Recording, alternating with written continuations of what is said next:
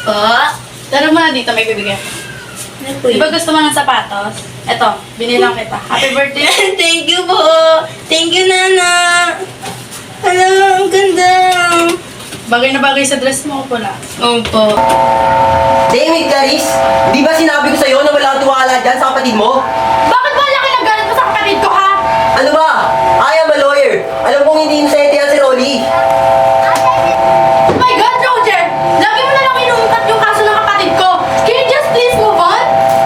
Ay, ba kasi bigla pang bumalik sa buhay mo yan? E di sana kung hindi na nagpakita yung stepbrother mo, e di sana hindi mo ako pinilit na maging atore niya at hindi tayo magtatalo ng ganito. Inosente yung kapatid ko, Roger. Hindi siya pumatay sa kanyang asawa tsaka anak. Naintindihan mo ba, ha? I'm sorry, Clarice, pero hindi ko kaya magtiwala kay Rolly. Ba't posibleng siya ang dahilan kaya hanggang ngayon nawawala pa rin ang pamilya niya? At natatakot lang ako na baka masaktan niya si Ara. Alam mo, mamaya na natin pag-usapan to. Birthday niya Ara ngayon. Baka marinig niya pa.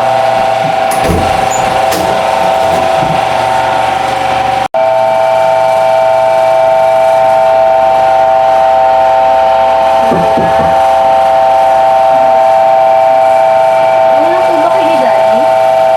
Pasensya ka na anak ha, kasi may pinag-usapan lang kami kanina eh. Pero happy birthday pala sa'yo, Ara.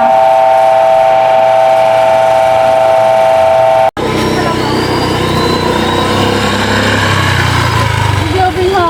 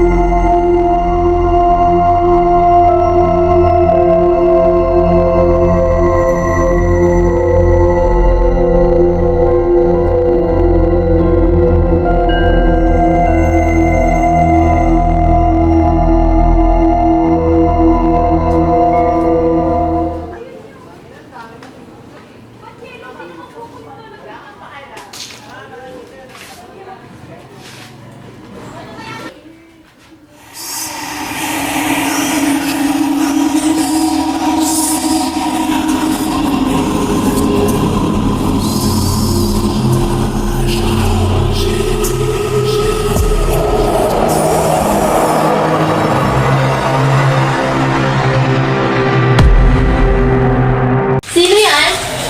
May tao ba dyan? Sino yan?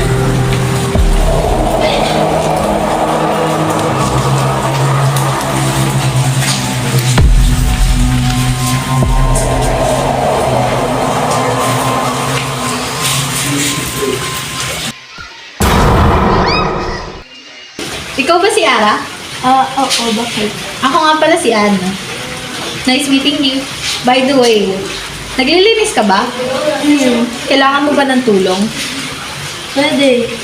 Halika na. O ano nga palang ginagawa mo dito? Wala naman, dito lang, paikot-ikot lang, nagbabantay. Kanina, habang naglilinis ko kami, nakita akong babae dyan. Bata? Ah, baka yung anak ko yun, si Tanek. Alam mo kasi mahilig talaga maglaro yun, paniguradong lumubusot na naman yun sa bintana. Pinapat niya ako.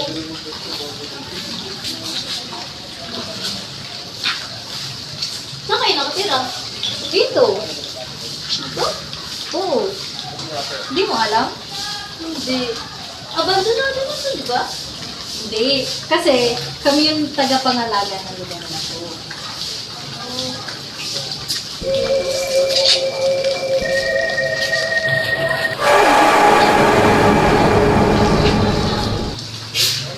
Ayun. Ate Ann, nasan ka na? Ate Ann? Ha? Kami ginawa na yun. Ate Ann! Andito ka na pala, Ate Ann eh. Ate Ann! Tanek! Tanek! Nasaan ka, Tanek? Tanek! Pwede tayo dito. Tama ko, Tanek!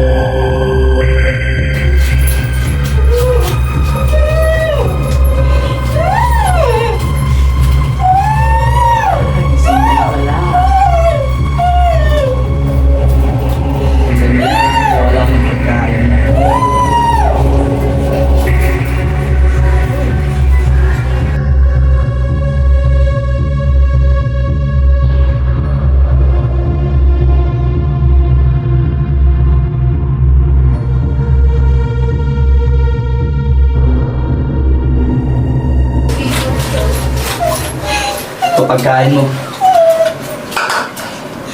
Nga, kumain ka!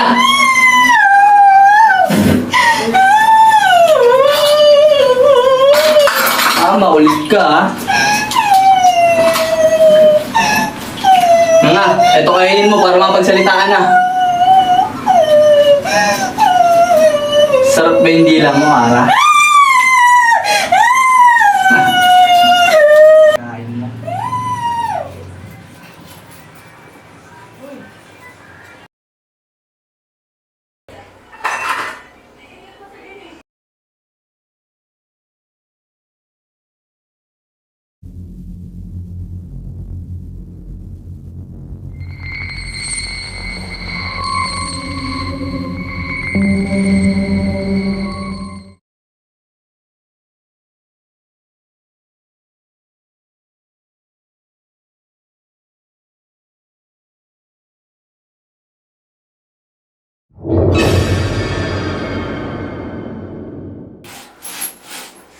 Teka. Ang gagawin mo sa kanya? Bakit ba? Papatayin ko si Ara. Ba't mo papatayin si Ara? Eh, mahal ko siya. Wala ka na magagawa. Saka, ako lang mahal mo, di ba?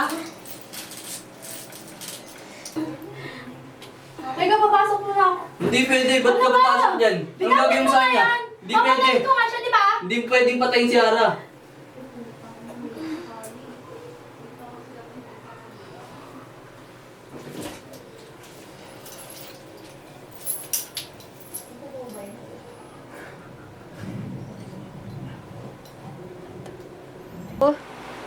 Teka, saan pupunta? Papatayin ko si Ara. Please lang, huwag mo na siyang patayin. Hayaan mo na lang pwede. kami. Doon ka nga.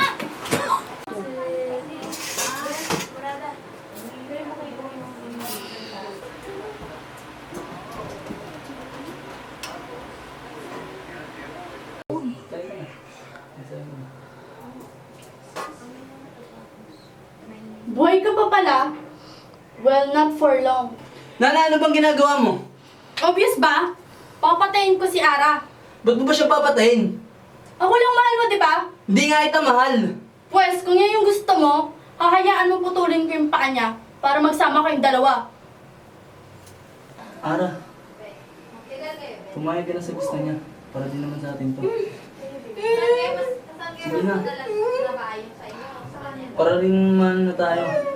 Maging maligaya tayo.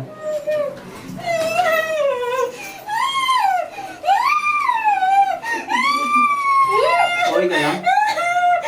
Okay lang yan, paalang yan. Magiging masaya din tayo. Ano, masaya ka na? Ayaw mo na ako iuwi si Ara. Oh, sa'yo na yan. Siguraduhin mong idikit mo yan sa kanya para hindi malamang patay na siya. Hindi nga siya patay, buhay siya. Patay na siya. Buhay siya.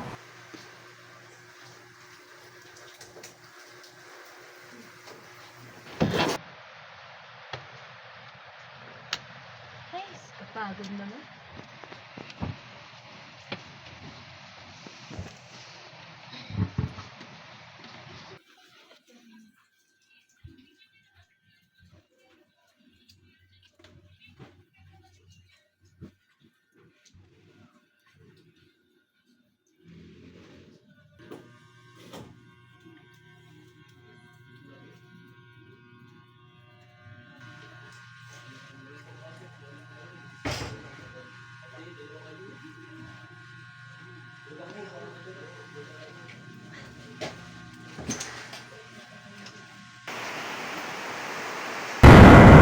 Ba't may buhok dito?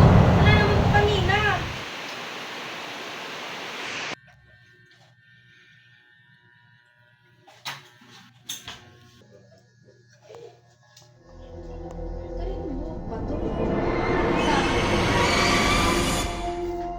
Pinapunta mo ba si Ara dito, ha?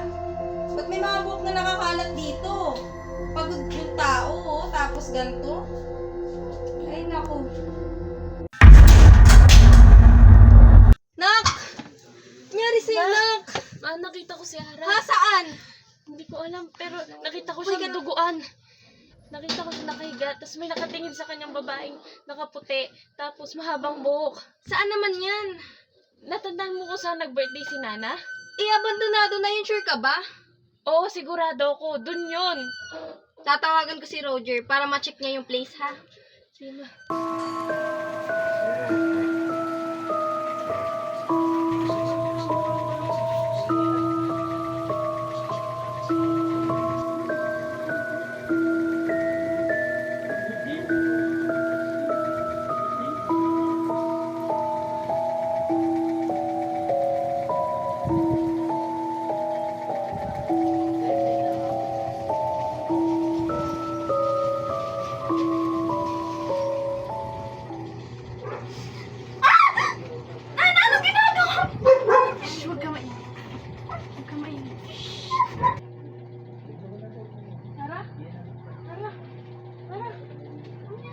Gumising ka! Gana, anong ginagawa mo?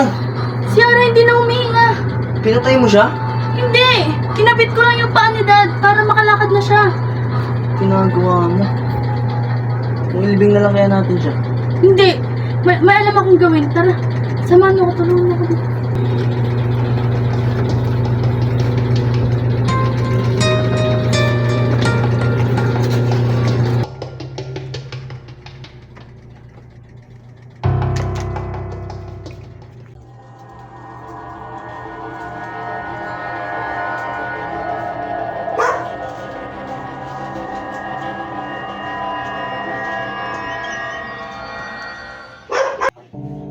Nana, patulong ako.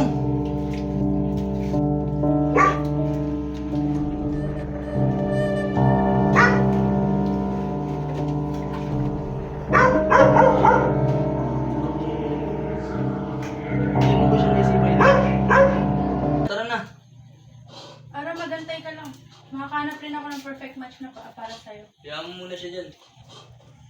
Ang mga pangyayaring iyon ay naging malaking issue na sa kanilang baryo at maging sa iba pang karatig baryo at bayan sa probinsya ng Clarice.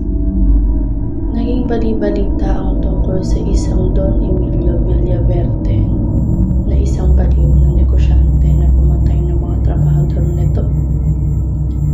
Naging usap-usapan din ang mga anomalya nito sa negosyo at ang maduming paglalaro ng pera. Ang krimen na ganap sa mansyon ay kumalat hanggang sa naging laman iyong dyaryo at mga balita sa radyo. Bagaman wala pa iyong maayos na lead mula sa mga kapulisan, pero naisarado rin ang mga kaso dahil sa kakulangan ng ebidensya laban sa mga kalaban sa negosyo ni Don Emilio na napagbintangang may gawa ng mga pagpatay na iyon.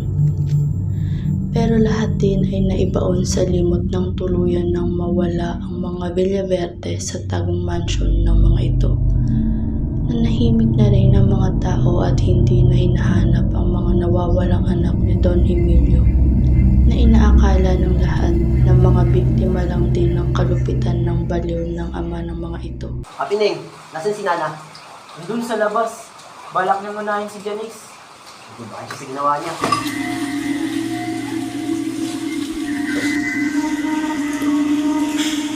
Ha? Bakit namatay?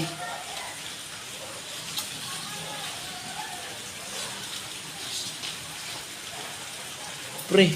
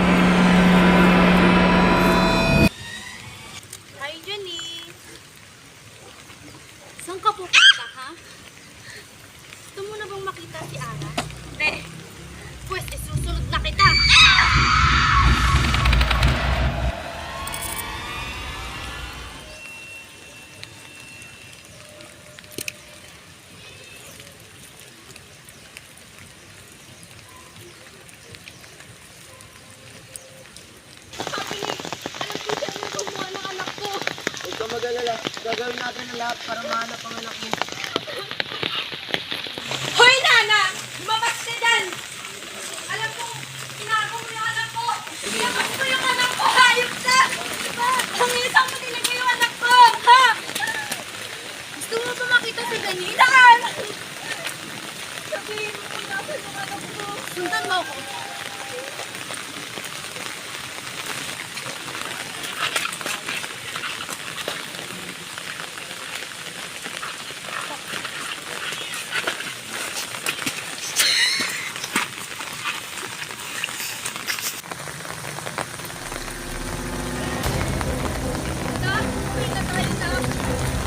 Anak! Daddy! Daddy! Paano nangyari sa'yo, anak? Anak! Rolly! Tulong!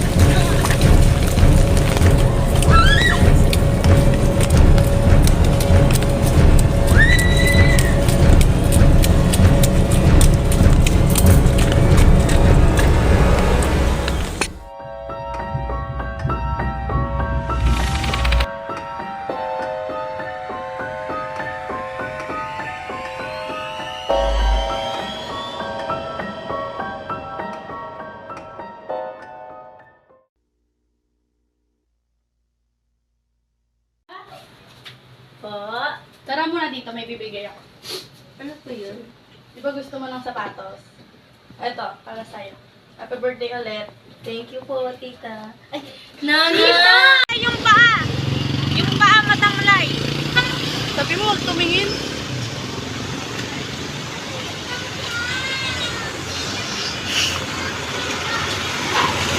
Jalabi ka. 3, go. Miss!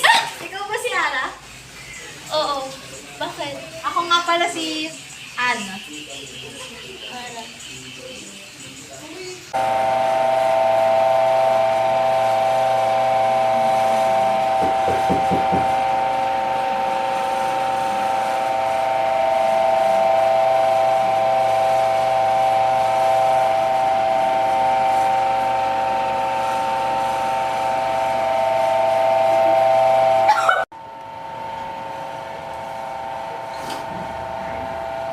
Oh my God, Roger! Isa pa. Hoy, Nana! Okay, game na. 1, 2, 3, go. Ano ba yan, Janice? Ay, hindi mali.